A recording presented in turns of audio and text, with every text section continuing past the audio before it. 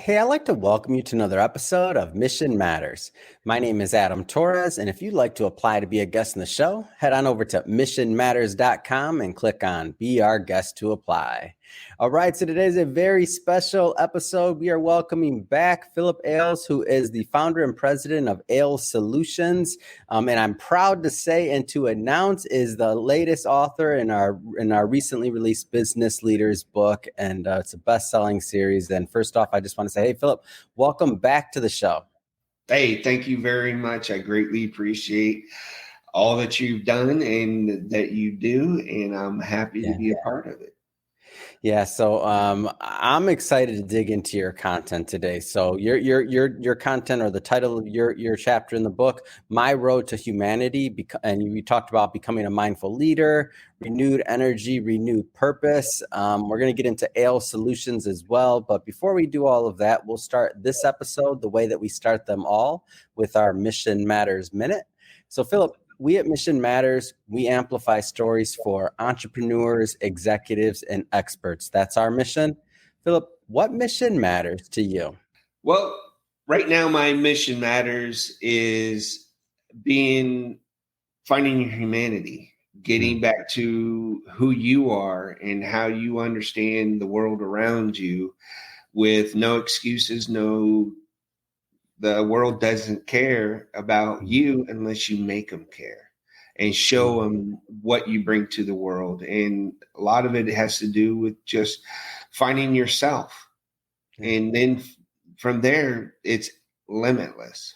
Well, great having you back on the show. And I don't want to assume that all our new listeners and viewers maybe caught some of our previous work. So maybe let's just start with your background, and how you got on this path to helping people with becoming a mindful leader. Like, where did it all start for you? Well, it started with me after my daughter graduated from high school in August or May of 2015.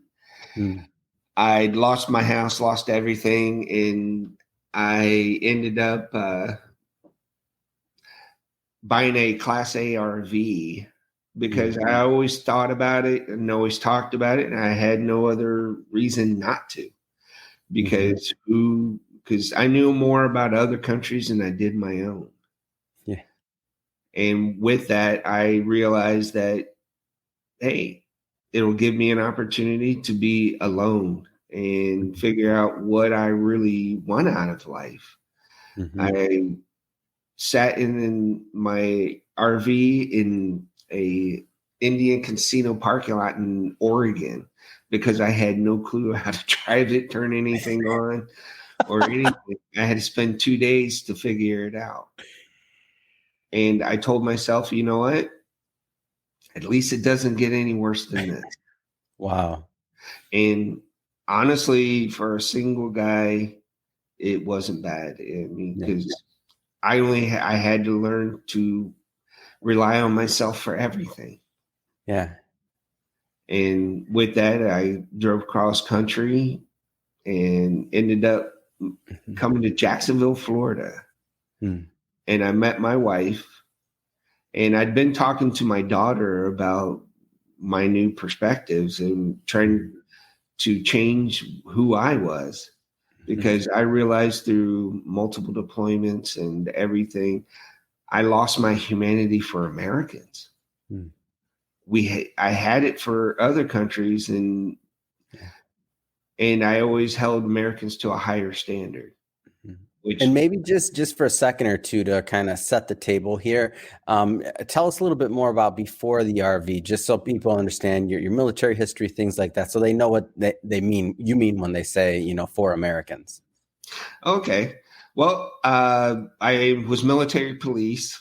I was able to have some phenomenal deployments. I spent a year in Korea, spent time in Germany, the Pentagon, Ground Zero. I sat in Saddam's chair in Iraq, and I looked at it, and I've done it both military in Iraq. I did a year training the Iraqi police in Baghdad. And then I went back as a contractor, set up regional training centers for the Iraqi military, and I had to interact with our military, their military, the locals, everybody in their government, and how they were going to set this up and distribute the equipment and training and everything that we established for them. Yeah. And that's helpful, because I just wanted to make sure that everybody understood what you were talking about when you said for Americans. So you dedicated a big portion of your life to the service. So, okay, circling back to your story about, where we're at in the RV, let's say, journey and portion of your life. Okay, go ahead. Well, I realized I had to take responsibility for myself, period. I had to, and with the help of my daughters, because they only knew me on the civilian side. They never interacted with me in the military. And coming home, and I didn't realize that I gave up my youth for my country. And now it's about finding my balance, because once you get out of the military, there's nothing to re-indoctrinate you back into being a regular civilian. Yeah. And one of the pains that we've seen is boredom, because we're so used to chaos and being able to thrive in the most inhospitable places. And then, but yet that's what excites us professionally. But when we look back and come back to the regular world, we don't understand what's going on. They don't understand us.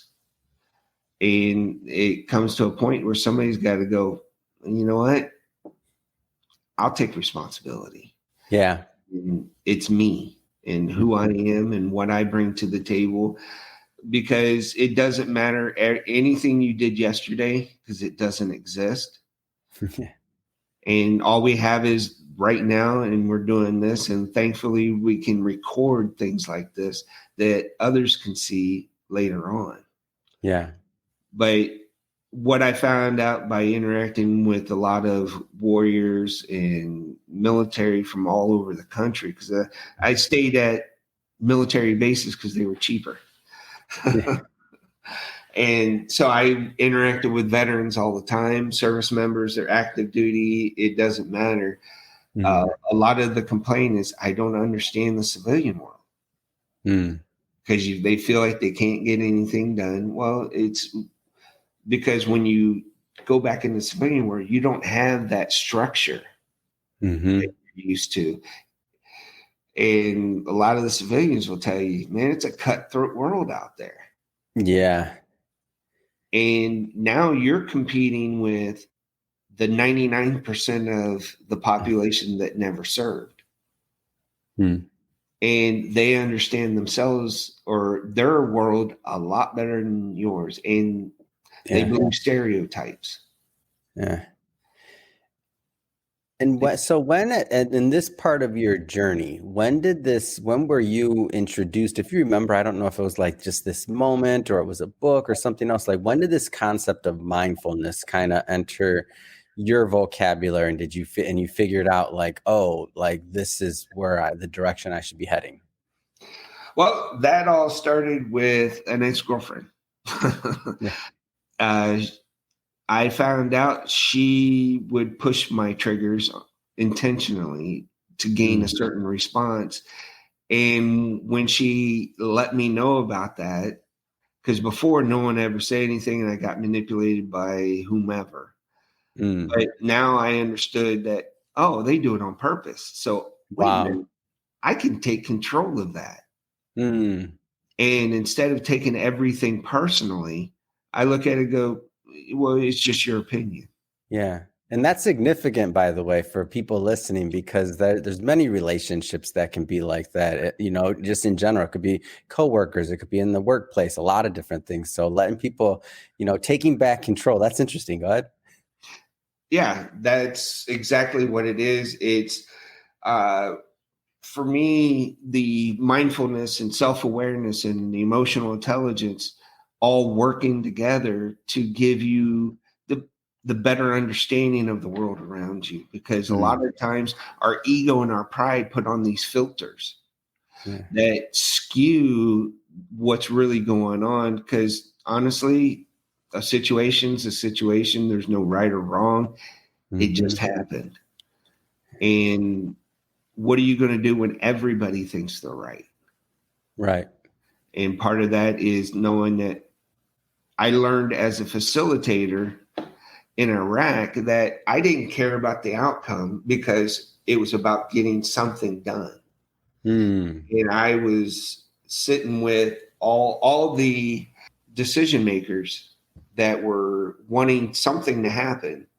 So we'd make sure that that concept actually took form in reality. And I spent more time with the Iraqis than I did the U.S. military.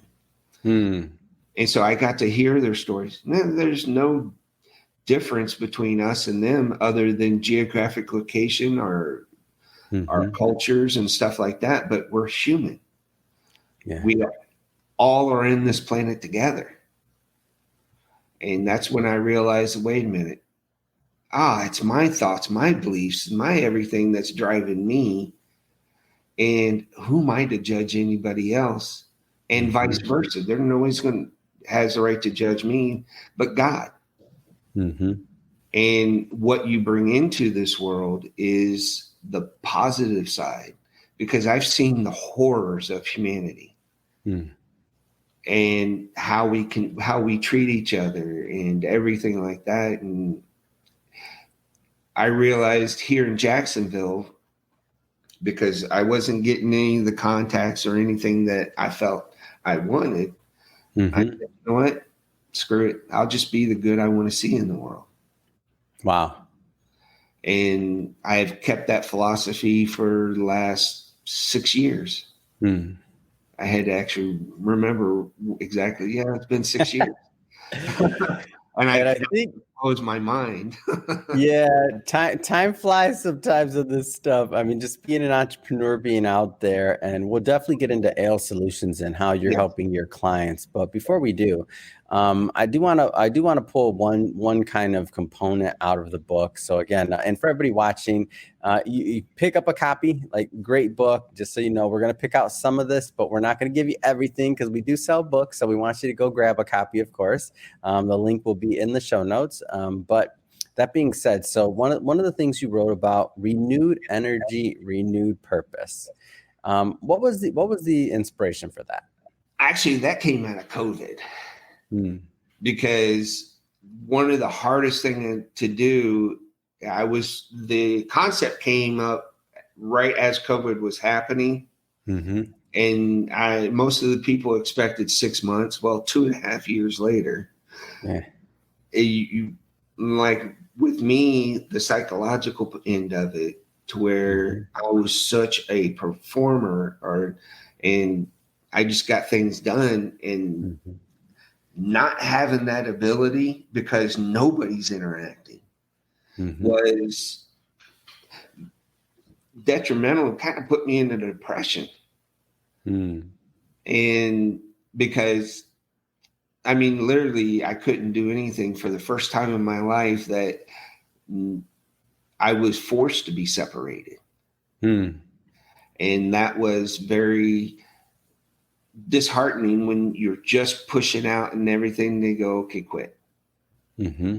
Well, I looked at it. That was a way for me to even delve further into self-awareness and understand that, hey, this is way beyond our control, and have a little grace for myself and understand that it was the circumstances at that time. And it's changing now, and we're trying to get back, but it's not at the same level or same urgency as it had been before. Because now, I mean, I'm retired from the military. I have a disability. I can live on what I make, but there's no fulfillment. And part of that was, you know what? I could use this and help others. Figure it out, because a lot of people make excuses. And to me, it's okay. Yeah. Well, how does that still fix the problem? And I chose to put together something a little bit more less in depth as me redoing all the research and all the books, and there's so much material out there. Oh, for sure. And being able to break it down to where it's easily managed, and you realize that the seed all comes from you. We are the seed of our own lives, and the nutrients and thoughts and behaviors and everything that go into making you who you are, and how your actions. And I never realized I was mindlessly going through life. I was surviving. I'd never looked back because past didn't matter. It's what I was doing now and where I was going. Well, you don't realize that you create this wake behind you as you're pushing through to hit your stride. And so what I did is I looked at it, took accountability for it, and said, this is the way we move forward. And every day now is a testament of, let's see what we can do in these 24 hours. I love it. And I look at, and I think that's a great transition, actually. So you've been on your own journey, and now that you found some things that have worked for you, you've chosen to, I like to say, you've been blessed. Now you want to be a blessing, right? That's a simple way to put it. So now you're helping others. You're helping, business leaders. You're helping, individuals transitioning out of the military. I mean, you're helping a lot of different people. So tell us about ALE Solution and how you're coaching veterans and other executives. Okay. Well, basically, ALE Solutions came out of the pandemic. I sat in I waited as long as I could. January 2022, I went and actually made it official and got my business license and started working on what I needed to do for the next step, and to let everybody else know that, or what I have to offer, and what I can bring them inner peace and joy and love by exuding love myself. Because too many times I spent in survival mode, just doing everything I could to get through the day. And with the military, it was structured, so I didn't have to think. I had to take action. And part of that was asking for help. I got help from Wounded Warrior Project and another organization called Operation Uniform. They're both based out of here in Jacksonville. That basically, the Operation Uniform let me understand what my value is in the civilian side. Because a lot of the times I couldn't translate. People asked me what I did, and I looked at them and I was like, I can pretty much do anything. Yeah. That's not a good answer. That's not. You gotta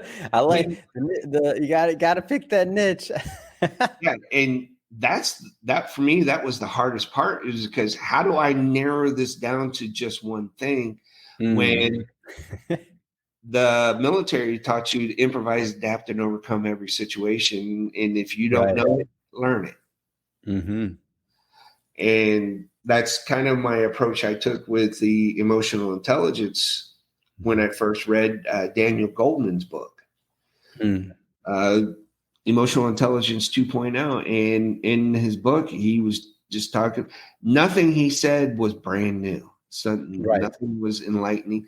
What he did was take the Buddhism religion and their philosophies and brought it to the emotional side of it, because the thing about it is not until 1996 that emotional intelligence wasn't even thought of. Everybody went to just the intelligence side of it. Yeah, well, it was all EQ or IQ versus EQ. Yes, we didn't have the language back then. No.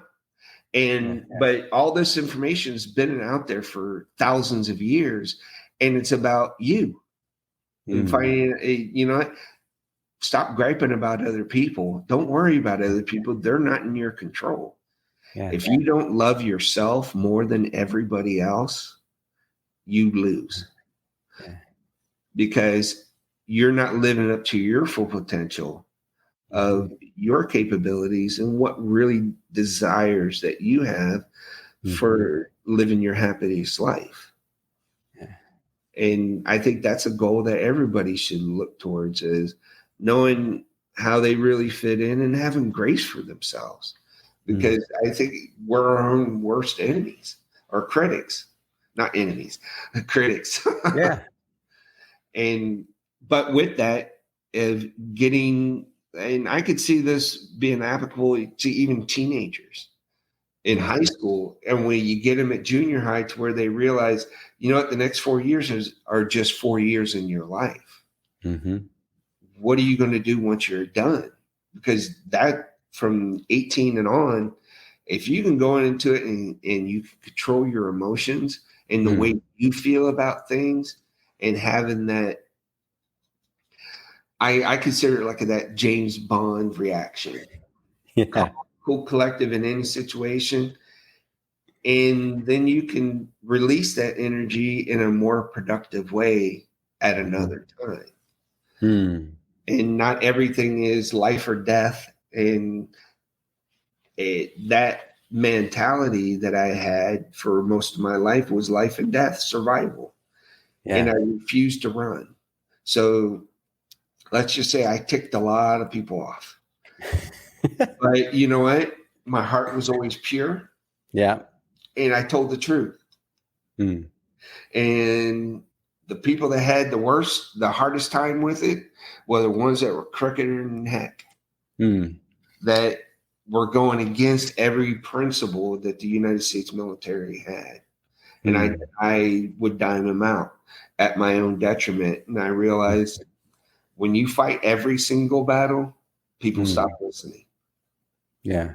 And I needed to control myself and what I was doing, because the eureka moment was, and people did try to tell me, but I wasn't.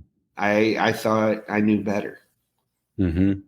And that's when I looked at it and I was like, oh man, if I can get anybody else from the military or the civilian law enforcement, first responders, even public service in itself, when we transition over to a civilian business or become an entrepreneur, you have to know why you're there and your purpose, direction, and your motivation to go through something. Yeah. And that's what I thrive for with each of my clients. It's not about me. I know me. It's about, now let's get you to know you and what you really love in this world and what inspires you to do your best. And you know what? You only have one life. Let's see what we can make out of it. Yeah. And Awesome. I have no regrets. I've been to I saw what it was like. And then you come back here and you realize even our cities are not even getting it right. And so I met the mayor of Jacksonville, the new one, Donna D. She's the first female mayor. And I looked at him and told him that they have all the capabilities in the world. I said, there's so much potential here. And it's getting everybody to come together and realize, I don't have to like you, but you know, it's love being in Jacksonville. Make it the best place to live on the planet, not the United States, because I don't know, I got this overwhelming feeling to bring everybody together and facilitate a better life for ourselves and our children. And there's no reason why all the youth want to leave, because there's nothing here for them. I completely agree with that. I get what you mean too. Like there's a lot of room. There's a lot of opportunity for growth. Yes. Not in our cities. I mean, and just even as leaders. So thinking about how we're, mindfulness and what that entails and what that looks like in our lives. That being said, I know we just kind of scratched the surface on your material and your coaching and what you do, and we're going to be doing a whole lot more. We're just starting all this book promo, as I mentioned before. But that being said, if somebody wants to continue the conversation with you, and if they want to, again, we just scratched the surface today, and they want to connect with you and also talk about what you're doing over at AILS Solution, like what's the best way for people to reach out? Well, you can get a hold of me on my website at ailssolutions.com. Yeah. And or you can contact me at 904-469-6883. Yeah. Or you can you can get my email address off of LinkedIn or Facebook. Yeah. I'm on all those platforms. That's awesome. So so we'll put all of that into the show notes, of course, so that our audience can just head into the show notes and click on the links and go to your website. But that being said, I mean, what's next? What's next for you? What's next for AILS Solutions? Well, you know what? A lot of it has to do with me taking advantage of opportunities like this. Is getting the word out, and because no one's going to use my services if they don't know who I am and why I'm doing what I'm doing. That's the way it works for all of us. For the entrepreneurs out there, there's so much in what Philip just said. Like, hey, if they don't know you, how can they connect? So, love that, Philip, and we're happy to get your word out to our audience and to further spread your message and your work, not just through our books, but also through the content like this and putting out these interviews. So, I mean, honestly, awesome having you back on the show. And speaking of the audience, by the way, so for anybody that's listening or watching, if this is your first time with Mission Matters or engaging in the platform, we're all about bringing on business owners, entrepreneurs, and executives and having them share their mission, the reason behind their mission, like what gets them fired up to go out into the marketplace and into the world and make a difference each and every day. If that's the type of content that sounds interesting or fun or exciting to you, we welcome you. Hit that subscribe button. We have many more mission-based individuals coming up on the line, and we don't want you to miss a thing. Philip, man, really appreciate you coming back on the show. It's always a pleasure working with you, as always. Thank you. Hey, thank you very much. And I see the value in this, and I plan on utilizing it the best of my ability.